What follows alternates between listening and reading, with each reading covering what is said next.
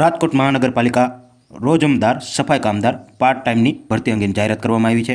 રાજકોટ મહાનગરપાલિકા solid waste management શાખામાંથી નીચે જણાવ્યા મુજબ જગ્યાઓ માટે સરકારશ્રીના મિનિમમ વેજીસના ધોરણે ભરતી કરવા અંગે અરજીઓ મંગાવવામાં આવી છે। જગ્યાનું નામ છે રોજમદાર સફાઈ કામદાર, જેની જગ્યાની કુલ સંખ્યા છે 532। પગાર ધોરણ તો સરકારશ્રીના વખતના બિનકુશળ કામદારની મિનિમમ વેજીસના ધોરણે।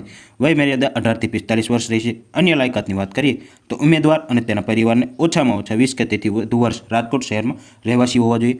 ઉમેદવારના માતા પિતા દાદા દાદી રાજકોટ મહાનગરપાલિકામાં કાયમી સફાઈ કામદાર રહી ચૂક્યા હોવા જોઈએ, તે જ ઉમેદવાર અરજી કરી શકશે। ઉમેદવારના પરિવારના કોઈ પણ વ્યક્તિ સરકારી, અર્ધ સરકારી, પબ્લિક સેક્ટર યુનિટમાં નોકરી ન કરતા હોવા જોઈએ।